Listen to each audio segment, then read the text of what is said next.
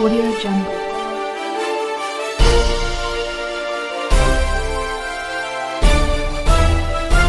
Audio Jungle.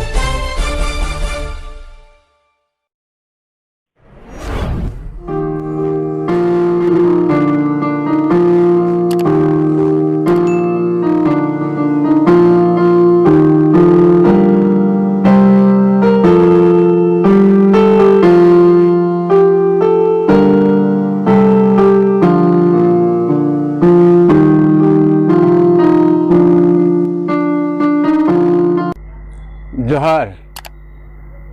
राष्ट्रीय आदिवासी अखबार दलित आदिवासी दुनिया की तरफ से मैं मुक्ति तिर्की आपसे बातचीत कर रहा हूँ।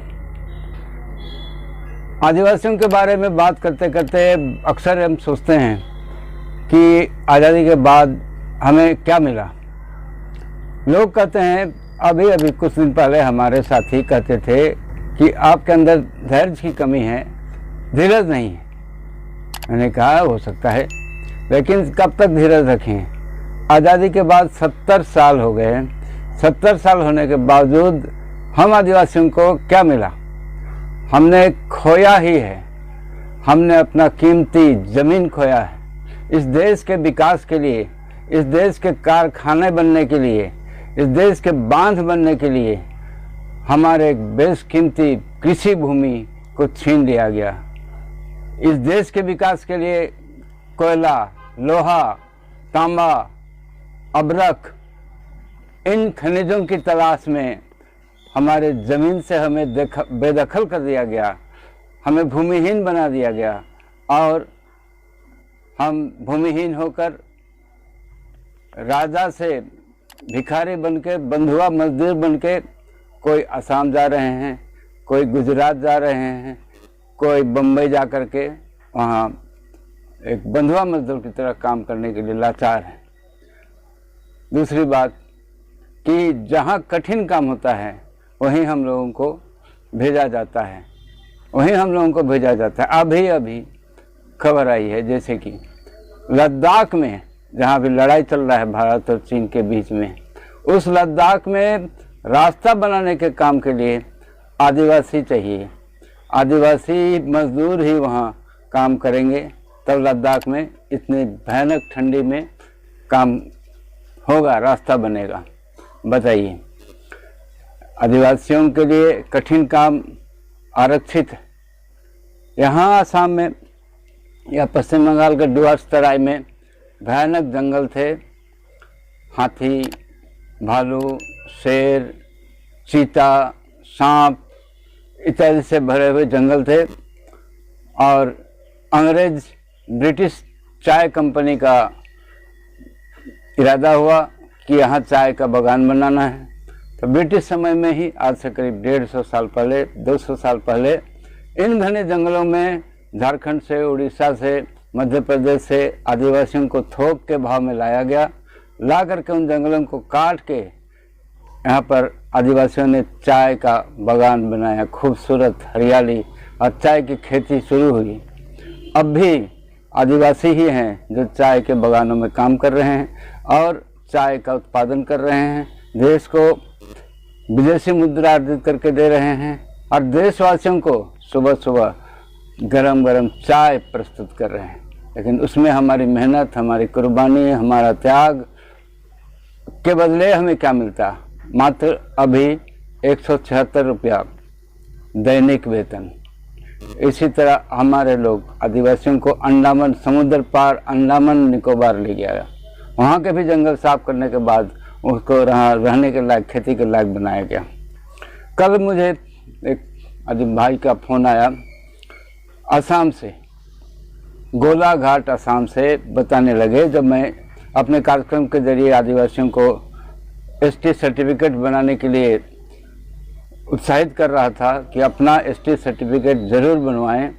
घर के छोटे बड़े बूढ़े सबका एक एसटी सर्टिफिकेट होना चाहिए, क्योंकि ये हमारे लिए विशेष सुविधा देने वाला एक बेशकीमती सर्टिफिकेट है। हर आदिवासी के पास ये सर्टिफिकेट होना चाहिए। उन्होंने बड़ा दुख प्रकट करते हुए कहा कि हम लोग असम के 1 करोड़ आदिवासी यानी अनुसूचित जनजाति की मान्यता हमें नहीं मिली है और हम यहाँ सिर्फ ओबीसी हैं। तो ओबीसी हमें क्यों मिला, उन्होंने पूछा। मैं कहा मैं शर्मिंदा हूँ कि आप लोगों को, आसाम के 1 करोड़ आदिवासियों को हम लोग इसे अनुसूचित जनजाति का मान्यता नहीं दिला सके। और हम कहते हैं देश के आदिवासी 1 हैं, तो कहाँ 1 हुए? देश में करीब 15 करोड़ आदिवासी हैं। आरक्षित सीटों पर करीब 45 मेंबर पार्लियामेंट हैं। आदिवासी आयोग है, आदिवासी मंत्रालय है, लेकिन 1 करोड़ आदिवासी जो असम में आदिवासी मान्यता से, अनुसूचित जनजाति की मान्यता से वंचित हैं, उनके लिए बाकी आदिवासियों ने कुछ भी नहीं किया। और हम कहते हैं हम देश के 15 करोड़ आदिवासी 1 हैं। कहाँ 1 हैं साहब? आपके यानी हमारे 1 करोड़ आदिवासी असम के अंदर, अंडमान के अंदर अनुसूचित जनजाति की मान्यता से वंचित हैं। उनको शेड्यूल ट्राइब के बदले ओबीसी का दर्जा दिया गया है।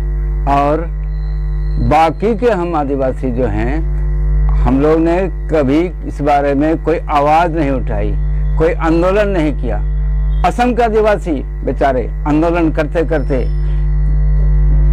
मारे गए, उनके ऊपर अत्याचार हुआ, सताए गए और बुरी तरह सताए जा रहे हैं, जबकि उनका नाम ही बदल दिया गया। उनको आदिवासी के बदले टी ट्राइब नाम दे दिया गया, यानी कि चाय जनजाति। कमाल है, जिस आदिवासी नामकरण के लिए, पहचान के लिए हम लोगों के पुरखों ने 5000 साल से, हजारों साल से, सदियों से अपनी संस्कृति, अपना इतिहास, अपना रीति रिवाज, अपने लोक नृत्य, अपने संगीत को बरकरार रखा, बचाए रखा, उसको सरकार ने एक झटके में खत्म कर दिया और आदिवासी के बजाय टी ट्राइब नाम दे दिया। कमाल है। वहाँ चूंकि चाय का उत्पादन होता है, आदिवासी चाय बागान में काम करते हैं, इसलिए सरकार ने अपनी तरफ से टी ट्राइब नाम दे दिया।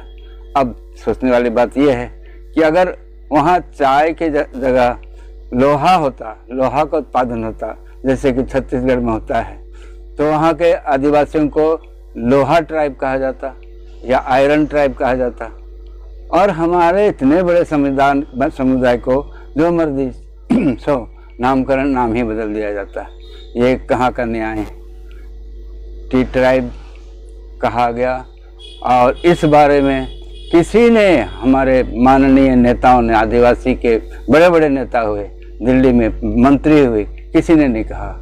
सांगमा साहब आदिवासी थे, शिलोंग के, वो स्पीकर थे, उन्होंने चर्चा नहीं की। कड़िया मुंडा साहब डिप्टी स्पीकर थे लोकसभा में, उन्होंने एक बार भी नहीं कहा। और भी विभिन्न प्रदेशों के 45 सांसद, मेंबर ऑफ पार्लियामेंट हैं, लेकिन किसी ने मांग नहीं की कि आसाम के आदिवासियों को आदिवासी का दर्जा दिया जाए। धन्यवाद, आप लोगों ने मेरी बात सुनी और आपसे निवेदन है, आदिवासियों की आवाज़ को दूर दूर तक, एक एक गांव तक, देश के कोने कोने तक पहुंचाने के लिए आप हमारे इस कार्यक्रम को सब्सक्राइब करें और समर्थन करें, ताकि हम इस कार्यक्रम के जरिए आदिवासियों की आवाज़ को, जिनकी कोई आवाज़ नहीं है, जो हमारे पास कोई मीडिया नहीं है, इसी मीडिया के जरिए अपने लोगों को जागृत कर सकें, एकजुट कर सकें और अपना अधिकार, अपना हक हासिल कर सकें। जय हिंद, जय आदिवासी।